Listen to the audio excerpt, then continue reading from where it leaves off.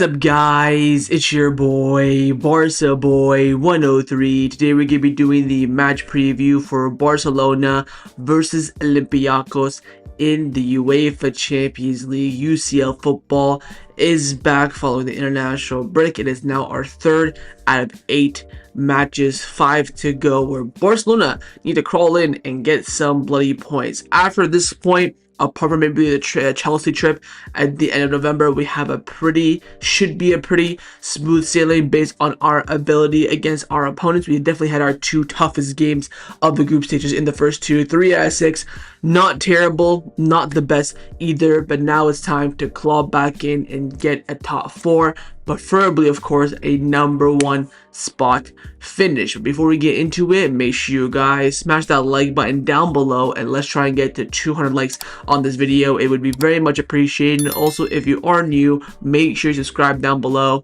if you haven't already, and let's get into it.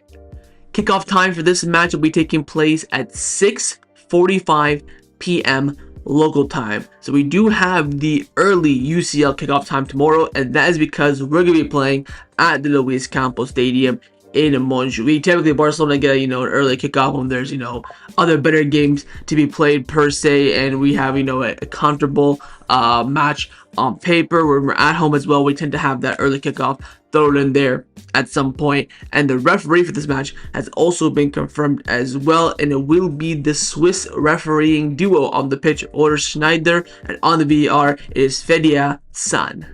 Let's start off by taking a look at the Champions League table, where Barcelona are currently right now sat in 16th place on 3 points, 2 matches, 1 win and 1 loss. You have top of the table, you have 6 teams that have gone 6 for 6. That's Karabag, Arsenal, Inter, Paris Saint-Germain, Real Madrid, and Bayern Munich. You have Tottenham, Man City, and Dortmund on 4 points, and we're in the same category as Atleti, Newcastle, Marseille, Club Brugge, Sporting, Frankfurt, another opponent for Barcelona later on, and of course ourselves as well. When you look at that bottom half as well, you have Liverpool on 3 points, Chelsea, Napoli, Union SG, Galatasaray, and Atlanta as well. And our opponents, Olympiacos, are currently sat in 29th place in the table on 1 point after playing 2 matches. They have 1 draw and 1 loss. Now, going back into Barcelona's perspective, again, still early doors. And for me, it's a minimum top 8 finish. I think a success would be a top 4 finish, because if you're in the top 4, most likely you will get favorable home second leg matches in the knockout stages. I think we can definitely get there with the games that we do have remaining in the Champions League. Again, like I mentioned, we had our toughest 2 games in the opening 2 games. It would have if you just gave us Chelsea right now, it would have been our hardest 3 games in the first 3 games. I'm quite confident in a top 8 finish, not quite confident in a top 4 finish per se. And again, other teams will be starting to drop off as well as they get tougher games and things like that. I think of course Paris Saint-Germain had Atlanta and Barcelona. Bayern, I think they had Chelsea and someone else. Real Madrid, I don't know who, I don't remember. I think they played some shitty team. I forget who they played in their first game. But don't forget, they have, I think, Juventus this week. They had to go to Anfield as well. So it will get tough for other teams. I do expect other teams to drop off points. I don't think anyone will get 8 wins out of 8. So Barcelona definitely have an opportunity to claw back in there. Again, top 8 is minimum, top 4 preferred. And with the current order of games we do have, I am quite confident of that. Do not look at our position right now and sound the alarm bells. Still early doors, and we should be getting a top 8 finish comfortably. Let's now take a look at our opponents in Olympiacos. Of course, one of, if not the most successful team in the Greek league, where Barcelona have not faced them that much in head-to-head competitions in the world of football. In official matches, Barcelona have only played Olympiacos twice, and they're both in the 2017-2018 group stage in the Champions League. We played them twice. We drew 0-0 at the away one in Greece, and then we beat them 3-1 at the Camp Nou. This was, of course, the most recent affair. Messi scoring a free kick, Luka Dean having a great finish as well, and I believe it was an own goal, if I'm not mistaken. I think we conceded near the end as well. I do remember this game. I was in uni watching this, but this was our last time we played Olympiacos and our last time we played them in general as well as head-to-head has, not that existent. Currently in the Greek league, they're currently sat top of the table on 16 points. After playing 7 matches, they have 5 wins, 1 draw, and 1 loss. AEK Athens is currently sat on the same amount of points, but have a game in hand, and also PAOK as well have a game in hand on 14 points. So if they both win their games, they can send Olympiacos into third. You have Hansi all the way down in 7th as well. So they are, of course, competing in the Greece league. Not as smooth walk in the park as maybe you expect, but again, they are still one of the top contenders in that league, and they are performing as they are expected to be. Now, if you take a look at their last 5 matches in their all competition, in their last match, they won 2-0 against AEL. They lost 2-1 to PAOK. They lost 2-0 to Arsenal as well. They won a game 3-2 and a game 2-1. But I want to really highlight where these games and when these games have taken place. You can see in their last 4 matches, all of them are away from home. They've not played at home since September 27th. It will be almost a month since they last played a home game. Also in the fact they've only played 3 games in October so far. They played October 1st, 5th, and then the past weekend on the 18th. So only 3 games in October as well. You can definitely argue that they are fresh, but they're not.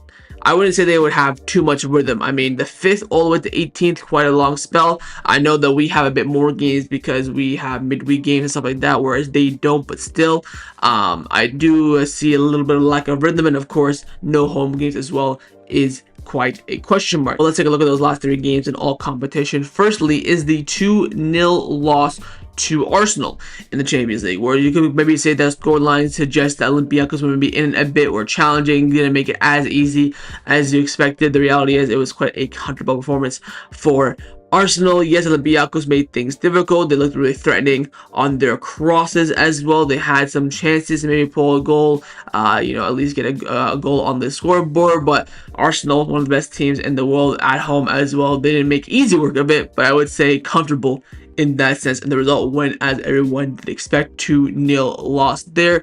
Next up, the quite surprising one is the 2-1 loss against PAOK. Now you could say this is a bigger match in the Greek league. This is probably maybe Olympiacos. PAOK is kind of like a Barcelona versus Atletico Madrid, and they go and they lose 2-1 away from home in a match where you do expect there to be tight, but Olympiacos still being the favorites on paper. It was a quite close contest, but PAOK really took their chances. Olympiacos did have chances, but weren't really clinical with them as you would expect in a game like this of this magnitude. And also defensively, they were poor. They lost in transition. They got at in behind, and that's why PAOK had the ability to create more chances that way, of course, coinciding with them scoring more goals. But sorry, my issue there. But it was a very interesting game. If you watch the highlights, you'll see how close it was, but still how PAOK did dominate, and Olympiacos, getting the better done of them. And their final match of all competition was a 2-0 win this past weekend against AEL. Again, quite comfortable for them. It is a fixture away from home. Kabi up front getting a brace as well, with Tarhimi missing from the lineup. One of their bigger player names per se. No Daniel Podence. Daniel Podence did play off the left in this game, but didn't really produce any GA, so to speak. But this again is where you expect them to be winning these games, and they do quite comfortably. When they face that top 3, maybe a bit better the Panathinaikos game as well, because it's a derby. That's where you can really see their true colors. But in these type of games, it's usually 9 times out of 10 quite comfortable. Again, everyone has their off day. Even Barcelona, we should be beating probably 16 clubs in La Liga twice quite comfortably, but sometimes you don't. It depends on the day, it depends on the moment. But this one was a moment in their favor. So overall, final thoughts on Olympiacos, a very historic team, a decent team on paper, and they are managed by their manager, Mendilibar, who we have seen face Barcelona quite a few times with Deportivo Alaves and Sevilla, respectively. Of course, a Europa League winner with Sevilla as well. And his Alaves team did cause Barcelona some troubles back in the day. A quite decent Spanish manager, currently taking his talents in Greece, and he knows a thing or two about Barcelona in terms of players to look out for. They do have some decent options, like I mentioned already. Daniel Podence on the wing, Kabi up front, a very good forward. They have Tarhimi, who I don't know if he'll be fit for this game or not. If he's fit, again, some big threats there. Very much a team that has, your Greece players, of course, but talented, veterans from other leagues and other walks of life here and there. And this is the thing about these kind of teams, where they do have the talent and the experience. They can, in fact, get at Barcelona, especially with a manager that has gotten Barcelona before in Mendilibar. Again, he's a manager that caused us win games against him quite difficult, and that is my really worry coming to this game. It's not the players, not the stadium or the club. It is the manager in Mendilibar. Let's discuss some of the injury updates heading into this match this morning. In training, there were a few players missing, of course, apart from the standard injured players. No Ferran Torres and no Raphinha yet again, both 100% ruled out for this game. Also, Christensen left training early due to not feeling well. Again, he should be fit and should be in the squad list for this game, but he did not complete the session because he wasn't feeling well. Whether he was sick or has a knock, nobody knows. But on Ferran Torres, we do have an update. Miguel came out saying that Ferran Torres is a serious doubt for tomorrow's match against Olympiacos. The fact that he didn't train with the group this morning either suggests that he's still not 100% fit. The player is still suffering from discomfort from the muscular overload he got during the international break. At first, it seems insignificant, and they even expect him to be back for Girona match. But as the days went by, the issue did not end. Hansi Flick did talk about this in his press conference. And on Rafa, this came out saying that Raphinha will not play against the Olympiacos tomorrow. The objective is for him to be ready in El Clasico. Again, we do have a little bit more insight on Ferran and Rafa's injury from Flick's perspective, but yet again, players not coming back. Here's the issue with this season: not only are we shit on the pitch, but in behind the scenes as well, players are being very late in the recovery, and dare I say, some of them even suffering relapses. Don't forget, Rafa should have been back for the Girona game, but suffered a relapse in international break, trying to get back in time. So now he's gonna be taking a little bit longer. So everything is not really going well for Barcelona this season, both on the pitch, behind the scenes, and in the medical center as well. But hopefully, Ferran and Rafa can at least be fit for El Clasico, and then we can take it from there. Time now to get into the press conference reaction of Fermin Lopez. Of course, in UEFA competition, a player always accompanies a manager in the presser, and today Fermin Lopez was selected. Talked about a few things, talked about, of course, in the summer, saying the challenges, and that my idea was always to stay at Barcelona. Talking about his position on the pitch, that no matter where Hansi Flick plays me in the wing, up front, I will press, I will run, because that's what he asks of me. He's asked about the Highland as well. So look, the reality is that we do what the manager says, and we trust the manager, and he's very confident about the week ahead. Of course, Olympiacos and the Clasico. He's saying that we're going to see a different Barcelona. We're going to see the Barcelona from last season. That yes, we've had a poor start. The injuries that we're missing, it's going to hurt us, but we have so many quality players to compensate for that. So a lot of confidence from Fermin in this pressure, which is quite interesting from me. I respect the balls on the table, bringing the confidence and backing yourself, but there are still questions that we ask that have not been answered. Does the team actually trust the high line? Do you actually believe in the team and in our current form? You think we can actually turn things around? He was not dodging them, but he was just dancing around those questions, which I think is a bit of an issue. Maybe not too much confidence, but again, a lot of back in the team, saying that we're gonna go for it this week. It's gonna be a great week for Barcelona fans. It's a big week as well. All those kind of things. So nothing too crazy or out the norm from a player speaking in a press conference, and that included from his press conference reaction ahead of the match against Olympiacos tomorrow. Time now to get into the press conference reaction of the manager and Hansi Flick, who of course spoke just after Fermin Lopez had the match tomorrow. First, I want to talk about what he said about Ferran and Rafa. He said that he hopes that both of them will be fit and ready to go for El Clasico. With Ferran Torres, the injury has been a bit worse than expected. They've been having MRIs every other day to check the severity of the injury, and there's too much risk factor. So technically, he's saying that he can play tomorrow if he wants, but there's too much risk of him getting a serious injury or a relapse. and we're not going to take it. In terms of Rafa as well, waiting for him to come back. He spoke again highly of Rafa, one of the best players in this team. He brings his team so much confidence, leadership. We really do miss him. We hope he's back soon. Talking about his love for Barcelona in this press conference as well. He's saying that, he said this specifically, when I beat Barca 8-2 with Bayern Munich, you can see my face for all Bayern 8 goals. It was the same. I had no reaction, but here it's different. I feel the love of the club, the love of the city, the love of the fans. Of course, this is into his reaction to him getting his red card against Girona. I'm disappointed my grandson saw me in that state, and hopefully, I accept the punishment and blah blah blah blah blah. Saying that it's it is what it is. Pretty much. Also spoke about player fitness wise, and that the team is looking very confident after the match against Girona. And he was highlighting how much and how important that win was so much. And he said he saw it in the training ground this morning as well. He's asked about Marc Real, said that we're not convinced that he's at a fully 100% fit yet, especially with the recent high-intensity matches. So we'll see there. He spoke about Rooney Bargi as well, and we can also consider him as a striker or an attacking midfield option, or maybe off the left as well. He's been doing very well in training and on the pitch. He was asked about the punishment, about the red card, but he's going to be suspended for Madrid. And right now we don't know. I'll wait and see what happens. He was asked about the recent touchline behavior from him as well. Remember, he likes to not be animated. He wants the players to be in control, so he should be doing that as well. He said, look, this club has changed me. That's why. He's asked about the Wenger offside rule. Don't really care about that. When that becomes serious, we can discuss it. And he also mentioned finally the main point about Olympiacos, which I already mentioned as well, is that they are a good team, and their main threat comes in from the wide men, from crosses in the box. We all know that the goals that Barcelona can see this season, apart from that Witzel random bicycle kick, they've all been crossed in behind and scores. That's a serious precaution that we have to take and watch out for heading into this match. And that included Hansi Flick's press conference reaction ahead of the match against Olympiacos tomorrow. Let's now get into the lineup prediction. We're going to start with the manager, of course, Hansi Flick. I'm going to try my best to predict this lineup. I think it will be fairly straightforward to predict just due to the lack of players missing, but still some question marks being asked about the selection. I have gone with this lineup on the screen right now with Wojciech Szczesny in goal, a back four of Jules Kounde, Paco Barsi, Eric Garcia, and Alejandro Balde. Midfield three of Casado, De Jong, and Pedri. Front three of Lamine Yamal, Marcus Rashford, and Fermin Lopez. So I think from the Girona match, he will make one change, taking out Tony Fernandez and bringing in Fermin Lopez. I think he'll keep the rest of the team very, very similar.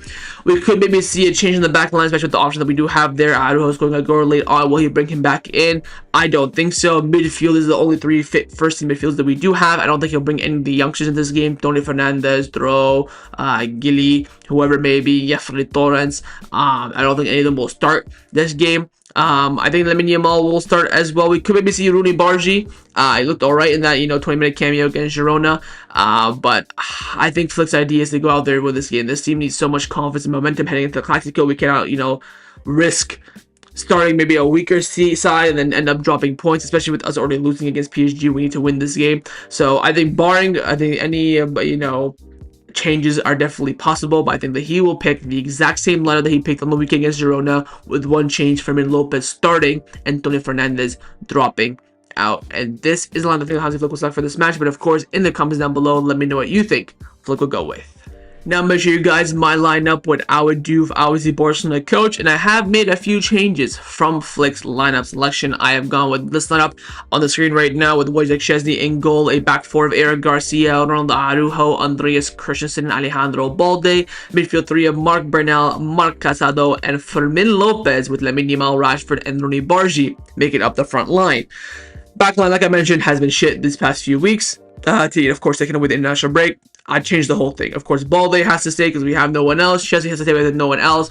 I brought in both Christensen and Araujo. At right back, I'm not confident in Kounde. He does not deserve to start this game. So I had to put Eric Garcia out wide because, again, we have nobody else. In regards to midfield, I have gone with a Bernal Casado pivot. Give me a flashback to the 2024 preseason, man. My idea was that I really want to rest Frankie and Pedri. They've had, intense international breaks, an intense game against Girona, a Clásico coming up.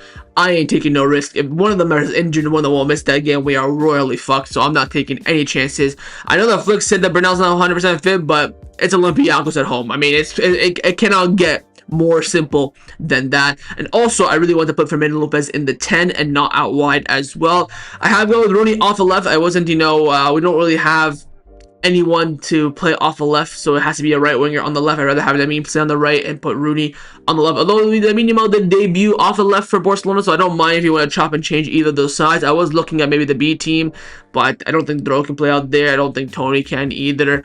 I thought about Samu Namoko, who's doing unbelievable with Barca Athletic, but it's quite crazy to drop him into a UCL game already. And of course, Rashford leading the line. I think this team is balanced. I think this team is strong. You have some blue players off the bench as well. So I think this would be a very, very compensating lineup for this match. And this is the lineup that I would select for this match. But of course, in the comments down below, let me know if you're going to pick my lineup or Flick's lineup.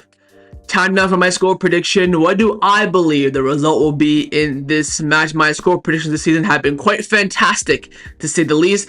And I have gone with a score prediction of a 3-1 win to Barcelona. Now, I was really going to go with 2-1 again, but I have this feeling we'll get some jammy extra goal. I think the game will be very, very similar to the Girona match, to the other matches we've had recently, where it's going to be tight. We might go 1-2-0 up. They might pull one back. Maybe we'll get a consolation goal. But this team right now shows me no confidence, so I can't really predict confidence per se. I think Olympiacos are a dangerous team. I think they can definitely even go 1-0 up and then we bring it back to 2-1.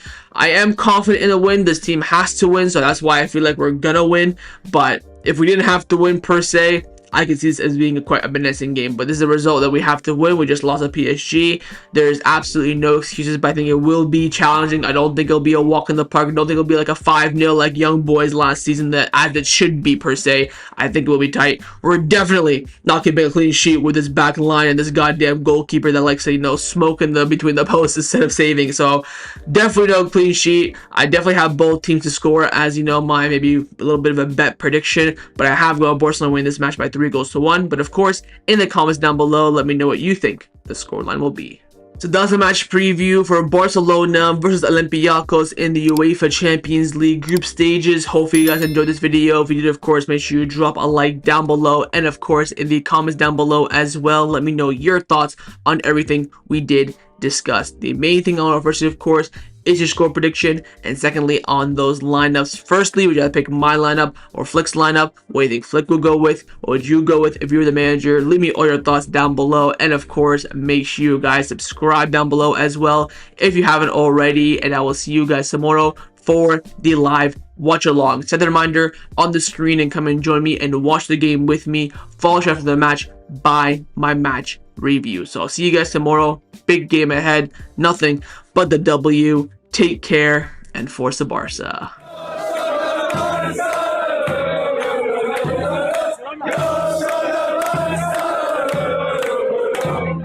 Yeah.